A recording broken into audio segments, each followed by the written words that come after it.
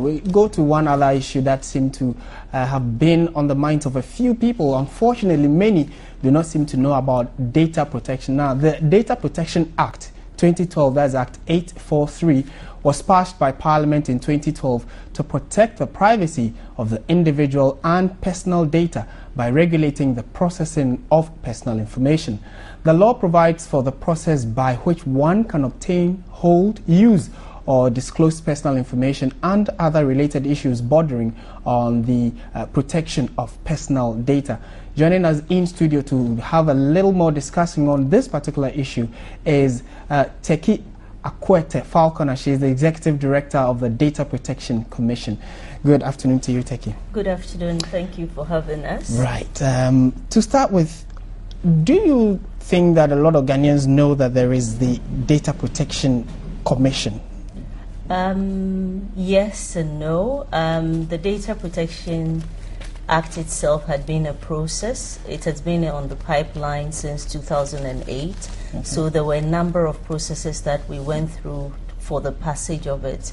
And so one of the things we're doing after the law was passed and the commission was set up, whose job is to also educate people and to ensure about what this law is all about and how to help them also implement the law. The law we are told was passed in 2012, but yes.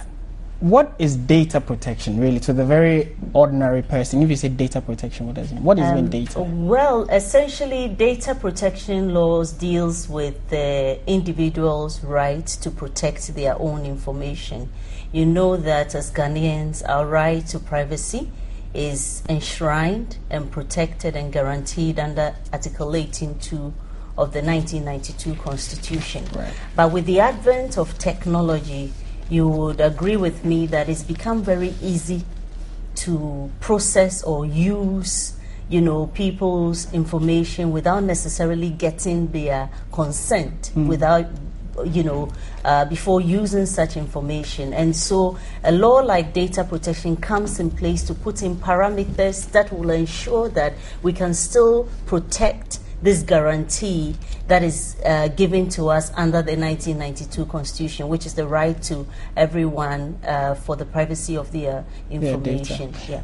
All right, and it also begs the question that if I want a particular information or data yes. on you, what are the processes I need to go through? There are some simple procedures. First of all, you cannot take or use anyone's information except the person is within your household, okay. So your child, your mother, your father, your house help. Those are the only reasons where the law allows you to process their information without taking their consent. But it's simply based on the fundamental that you cannot take or use anyone's personal information without them knowing that you're using their information. What would my rights be, and what does the law permit me to do if someone uses my information without my... You have the right to stop them under the law. You have the right to stop them from using the information. If, for instance, they're using it the wrong way, and you have the right to know why you're giving your information to them, for instance. Okay. So you get to a certain place and you're filling a form and they are requiring basic information, your name, your telephone number, your address. You have the right to question, what are you going to use this information for? And the law mandates us to ask the person who's collecting the information to tell them what you're using that information for.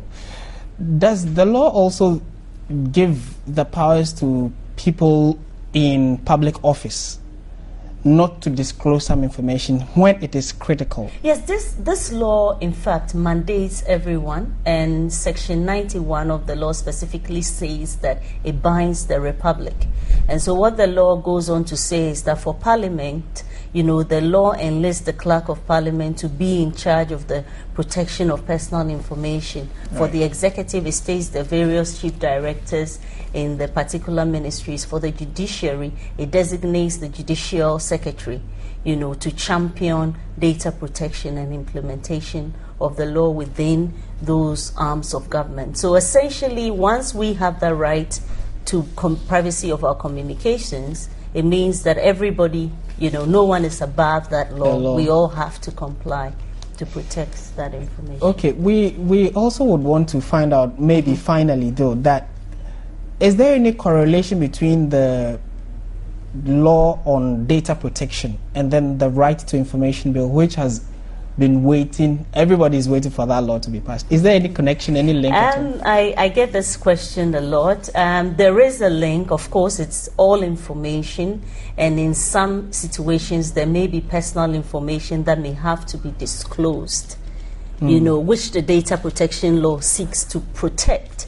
And so what happens in those circumstances, that there has to be a balance between what information you are disclosing and the need, you know, to disclose that information. So of course, if you're going to have to disclose some information, means that in the case where the right to information bill, if it is passed, you know, you have to balance it critically. You can't do it on the blind side of data protection. It's not possible.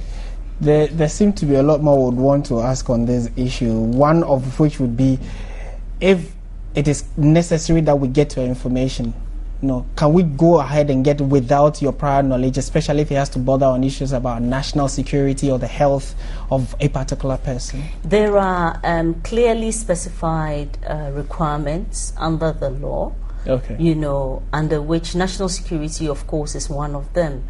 But like I always say, even national security issues fall within a legislative framework. So there are parameters that must be followed to comply with these laws, and these are equally guaranteed under the Act.